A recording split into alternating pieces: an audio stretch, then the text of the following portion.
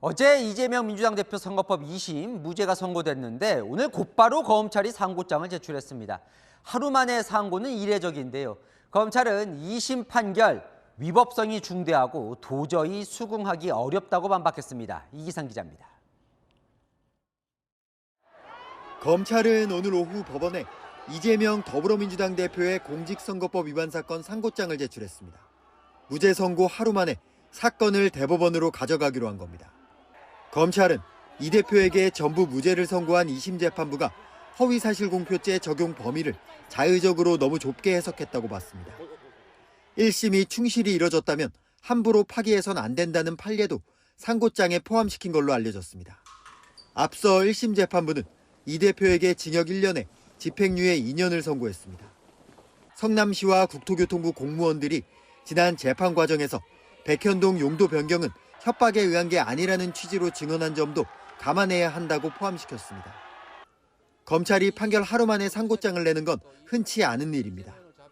2심 선고일 기준으로 3개월 안에 결론을 내야 하는 이 대표 3심을 신속하게 진행시키겠다는 의지로 보입니다. 채널A 뉴스 이기상입니다. 국민의힘은 이재명 대표 지시대로 판결문을 썼다며 어제 무죄를 선고한 재판부를 비판했습니다. 민주당은 매일 아침 이 대표만 문제 삼느냐며 명모님 하냐 여당을 비판했습니다. 백승현 기자입니다. 국민의힘은 이재명 대표의 무죄를 선고한 항소심 재판부에 맹공을 퍼부었습니다. 사진을 확대한 것을 조작이라고 인정하며 골프 반원을 무죄로 한 것은 판사들의 문해력을 의심케 하는 일입니다. 이재명 대표가 권력자라서 특별 대우해 주는 것입니까? 판사 출신 여당 의원들도 비판에 가세했습니다. 거짓말을 거짓말이 아닌 것으로 말하려니까 판결이 길어졌습니다. 91분을 판결을 했습니다. 그냥 이재명 대표가 쓴 판결이다. 이재명 대표가 밑그린 그림대로 판사는 한 땀 한 땀 바느질을 한 판결이라고 보여집니다. 이준석 개혁신당 의원은 이 대표 무죄를 기념해 만들었다며 이재명 대표 얼굴을 새긴 25만 원권을 공개했습니다. 이 대표의 전국민 1인당 25만 원 민생지원금을 비꼰 겁니다. 민주당은 국민의힘을 향해 이재명 반대만 외치려거든 여당이라는 이름을 떼라고 맞섰습니다. 그러면서 매일 아침 이 대표를 비판하는 명모닝으로 시작하는 국민의힘을 대신해 미래를 만들겠다고 응수했습니다. 채널A 뉴스 백승현입니다. 아는 기자 정치부 홍지연 기자 나왔습니다. 어제 이재명 대표 2심 무죄 선고 난 이후에 파장이 컸는데 여야 어떻게 좀 분위기가 정리가 됐습니까? 네, 유죄를 확신했던 여당 쪽도 그리고 완전한 무죄를 장담할 수 없던 야당 쪽도 모두 내심 논란 결과였던 건 맞는 것 같고요. 하루가 지난 오늘 감지된 양쪽의 분위기 참 묘하다고 할까요? 한마디로 나쁘지 않다입니다. 이 대표 무죄 선고에서 나름 긍정적인 면도 뽑아내 강조하고 있습니다. 둘 다 나쁘지 않다고 하는 게 좀 의아한 게 여당도 그래요? 네, 여당도 그렇습니다. 여야 모두 어떤 부분이 나쁘지 않은지 제가 설명을 드리겠습니다. 이 대표 무죄 선고에 국민의힘에서 나쁘지 않다고 보는 부분은 바로 대통령 탄핵 심판입니다. 여당 입장에서는 본선은 역시 대통령 탄핵 심판이거든요. 어제의 결과가 오히려 대통령 탄핵 심판에는 긍정적인 효과가 있을 수 있다고 기대하는 거죠. 그래요? 완전 별개의 재판인데요? 네, 윤석열과 이재명은 결과가 함께 갈 수밖에 없다. 여권 관계자가 이렇게 말하더라고요. 살면 같이 살면 죽고 죽으면 같이 죽지 누구 하나 살고 누구 하나 죽는 구도는 사법부도 부담이라는 거죠. 어느 쪽 지지층이든 승복이 어려울 거라고요. 이재명 대표 무죄로 살았는데 헌재가 대통령을 파면하면 여론을 감당할 수 있겠냐는 인식입니다. 여권 관계자는 대통령 직무복귀 쪽에 무게추를 둔 재판관의 부담을 덜어줄 수 있는 상황이라고 말했습니다.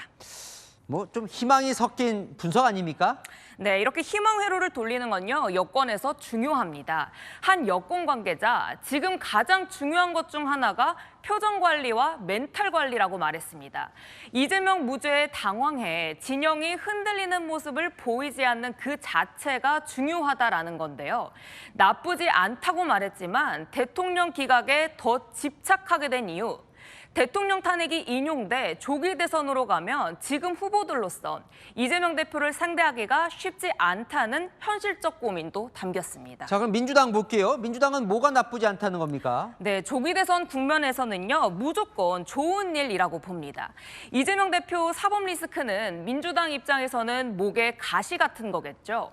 선거법 2심에서 무죄가 나오면서 조기 대선 전 그 가시가 사실상 사라졌습니다. 어제 2심 선고로 당장 비명계의 견제 움직임 싹 사라졌습니다.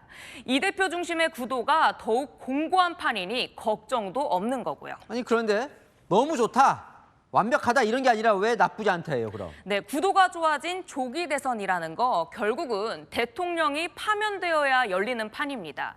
그런데 탄핵 심판 선고가 감감무소식이니 불안하죠. 어제 민주당 의원총회에서도요, 헌재에서 무슨 일이 벌어지고 있느냐는 불안감을 나타낸 의원이 있었다는데요. 혹시라도 헌재 결과가 기각이나 각하로 날 가능성을 끝까지 경계하는 분위기입니다. 대통령이 돌아와 조기 대선이 물 건너가면 위증교사, 대북송금 등 이 대표의 사법 리스크 시계는 다시 돌아갑니다. 친명 핵심 관계자, 이 대표가 무죄 나왔으니 헌재도 더 버티겠냐며 선고일자 곧 나올 거라고 기대하더라고요. 자, 결과적으로 이번 주가 뭐 사법 슈퍼위크라고 했는데 하나 남은 거예요? 대통령 선거, 그죠? 네, 정리해보면요. 대통령 탄핵 심판 이 마지막 장이 남은 겁니다. 여당도 야당도 이게 본편이고 본질입니다. 각자가 현재 시점에서 긍정적인 포인트를 찾고 그거를 강조하려고 하는 거. 막판까지 서로 얻고 싶은 결과를 사수하기 위한 거겠죠. 그만큼 지지 여론의 불이 사그라들지 않는 게 중요해서인 걸로 보입니다. 잘 들었습니다. 한희 기자, 홍지은 기자였습니다.